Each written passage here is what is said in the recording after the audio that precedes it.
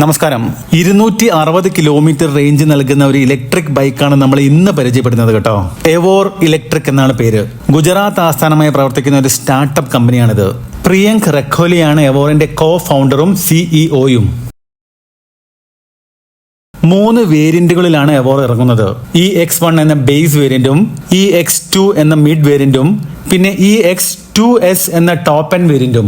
Base വേരിയന്റിനും mid വേരിയന്റിനും 7.5 kilowatt peak power നൽകാൻ സാധിക്കുന്ന PMS ചെയിൻ ഡ്രൈവ് മോട്ടോറാണ് നൽകിയിരിക്കുന്നത്. അതേ സ്ഥാനത്ത് ടോപ്പ് എൻഡ് വേരിയന്റായ EX2S നൽകിയിരിക്കുന്നത് 10.5 കിലോവാട്ട് പീക്ക് പവർ നൽകാൻ സാധിക്കുന്ന PMS ബെൽറ്റ് ഡ്രൈവ് മോട്ടറാണ്. EX1ലും EX2ലും 4 മോഡുകളാണ് കൊടുത്തിരിക്കുന്നത്. എക്കോ, സിറ്റി, സ്പോർട്സ് എന്നീ 3 റൈഡിംഗ് മോഡുകളും പിന്നെ ഒരു റിവേഴ്സ് മോഡും. അതേ സ്ഥാനത്ത് EX2S കൊടുത്തിരിക്കുന്നത് 6 മോഡുകളാണ്.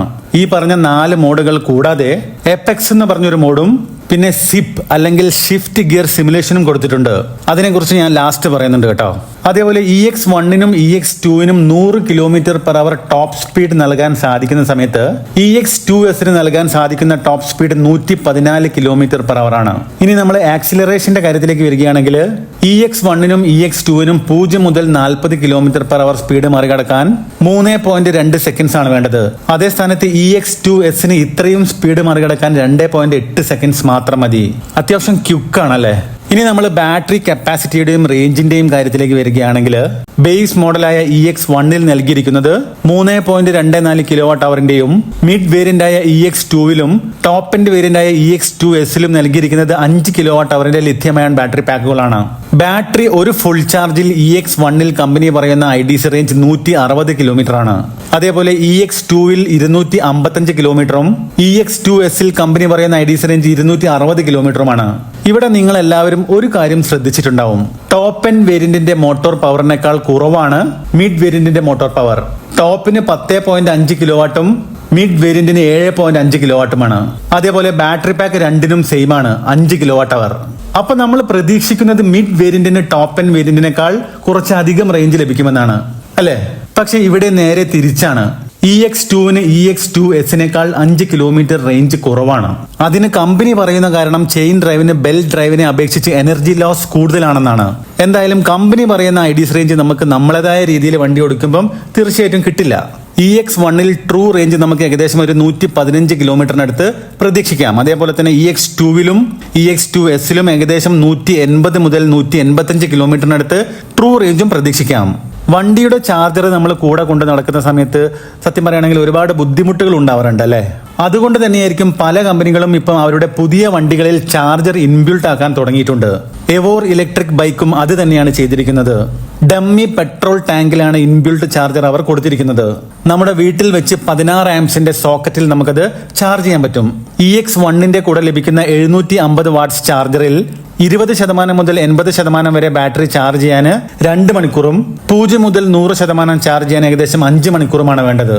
അതേ സ്ഥാനത്ത് EX2ന്റെയും EX2S 1500 വാട്ട്സ് ചാർജറിൽ 20 മുതൽ 80% ചാർജ് ചെയ്യാൻ 2 മണിക്കൂറും 0 മുതൽ 100% ചാർജ് ചെയ്യാൻ ഏകദേശം 4 മണിക്കൂറുമാണ് വേണ്ടത്. അഡാപ്റ്റീവ് റീജനറേറ്റീവ് ബ്രേക്കിംഗ് സിസ്റ്റത്തോടു കൂടി 17 ഇഞ്ചസ് വീലുകളിൽ വരുന്ന ഈ വണ്ടിയുടെ മുന്നിലും പിന്നിലും ഡിസ്ക് ബ്രേക്കുകളാണ് കൊടുത്തിരിക്കുന്നത്. അതേപോലെ മുന്നിൽ ടെലിസ്കോപ്പിക് ഫോക്സും പിന്നിൽ മോണോഷോക്ക് അബ്സോർബറുമാണ് കൊടുത്തിരിക്കുന്നത്. മോണോഷോക്ക് കൊടുത്തിരിക്കുന്നത് സ്വിംഗ് ആമിലാണ്. CBS കൊടുത്തിട്ടുണ്ട്, കമ്പൈൻഡ് ബ്രേക്കിംഗ് സിസ്റ്റം.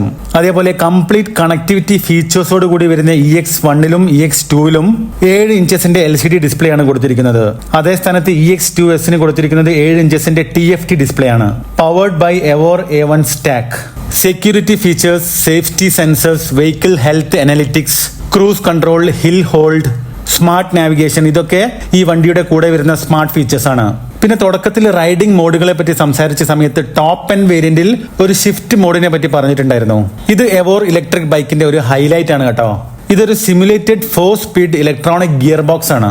ബൈക്ക് ഓടിക്കുന്ന സമയത്ത് നിങ്ങൾക്കൊരു മാനുവൽ മെക്കാനിക്കൽ ഫീൽ വേണമെങ്കിൽ നിങ്ങൾക്ക് അതിലേക്ക് ഷിഫ്റ്റ് ചെയ്യാം. എന്നിട്ട് നമ്മൾ പെട്രോൾ ബൈക്കുകൾ പോലെ തന്നെ ഇടത് ഭാഗത്തെ ഹാൻഡിൽ ലിവർ ക്ലച്ച് പോലെ ഉപയോഗിച്ച് ഇടത് കാലുകൊണ്ട് ഗിയർ മാറ്റുകയും ചെയ്യാം. ഇനി അത് നമുക്ക് വേണ്ട, ഓട്ടോമാറ്റിക് മതിയെങ്കിൽ അതിലേക്ക് ഷിഫ്റ്റ് ചെയ്യാം. എന്നിട്ട് റൈഡിംഗ് മോഡ്സ് യൂസ് ചെയ്യാം. ഓക്കെ, ഇനി നമുക്ക് കാര്യമായിട്ട് പറയാനുള്ളത് എവോർ ഇലക്ട്രിക് ബൈക്കിന്റെ വിലയും വാറണ്ടിയുമാണ്. 3 വർഷം അല്ലെങ്കിൽ 30,000 കിലോമീറ്റർ ആണ് സ്റ്റാൻഡേർഡ് വാറണ്ടി. 5 വർഷം അല്ലെങ്കിൽ 60,000 കിലോമീറ്റർ വരെ നമുക്ക് വാറണ്ടി എക്സ്റ്റെൻഡ് ചെയ്യാനുള്ള ഓപ്ഷനും അവർ നൽകിയിട്ടുണ്ട്. അതേപോലെ വണ്ടിയുടെ വിലയുടെ കാര്യത്തിലേക്ക് വരികയാണെങ്കിൽ ഇൻട്രോഡക്ടറി എക്സ്-ഷോറൂം പ്രൈസ് ആണ് ഇവർ നൽകിയിരിക്കുന്നത്. പിന്നീട് 10,000 രൂപ കൂടുമെന്ന് പറയുന്നുണ്ട്. ഇപ്പം നമ്മൾ വണ്ടി വാങ്ങിക്കുകയാണെങ്കിൽ EX1 എക്സ്-ഷോറൂം വില 1,25,000 രൂപയും EX2 എക്സ്-ഷോറൂം വില 1,50,000 രൂപയും EX2S എക്സ്-ഷോറൂം വില 1,70,000 രൂപയുമാണ്. വണ്ടി റോഡിൽ ഇറങ്ങുമ്പോഴേക്കും ഇതിന്റെ കൂടെ ഒരു 15,000 രൂപയ്ക്കടുത്ത് നമ്മൾ കൂടുതൽ കാണേണ്ടി വരും, ടാക്സ്, ഇൻഷുറൻസ്, രജിസ്ട്രേഷന്റെ ഭാഗമായിട്ട്. ഇവരുടെ ഒഫീഷ്യൽ വെബ്സൈറ്റിൽ കയറിയാൽ ഫുള്ളി റീഫണ്ടബിൾ എമൗണ്ട് ആയ 799 രൂപ കൊടുത്ത് ഈ വണ്ടി ബുക്ക് ചെയ്യാനുള്ള ഒരു ഓപ്ഷൻ അവർ കൊടുത്തിട്ടുണ്ടെങ്കിലും ദയവ് ചെയ്ത് ആരും എടുത്തു ചാടി വണ്ടിയൊന്നും ബുക്ക് ചെയ്തേക്കരുത് കേട്ടോ. കേരളത്തിൽ ഇവരുടെ ഷോറൂമുകൾ വരട്ടെ, ആളുകൾ ഉപയോഗിച്ച് തുടങ്ങട്ടെ, യൂസർ റിവ്യൂസും വരട്ടെ, എന്നിട്ട് നമുക്ക് ചിന്തിക്കാം. കാരണം സ്റ്റാർട്ടപ്പ് കമ്പനികൾക്ക് വിജയ സാധ്യത വളരെ കുറവാണ്. നല്ല പ്രൊഡക്റ്റ് ആണെങ്കിൽ കൂടെ നല്ല സർവീസും കൊടുത്താൽ മാർക്കറ്റിൽ പിടിച്ചു നിൽക്കാൻ അവർക്ക് സാധിക്കും. എന്തായാലും എവോർ ഇലക്ട്രിക്കിന് അങ്ങനെ സാധിക്കട്ടെ. അണ്ടർ ദ സ്റ്റാർസ് ഇലക്ട്രിക് വാഹനങ്ങളുമായി ബന്ധപ്പെട്ട ഒരു ചാനൽ ആയതുകൊണ്ട് ഒരു സ്റ്റാർട്ടപ്പ് കമ്പനിയുടെ ബൈക്ക് ഇന്ത്യയിൽ ഇറങ്ങിയ സമയത്ത് അത് നിങ്ങളെ ഒന്ന് പരിചയപ്പെടുത്തിയെന്ന് മാത്രം. അപ്പോൾ അടുത്തൊരു വീഡിയോ ആയിട്ട് കാണാം.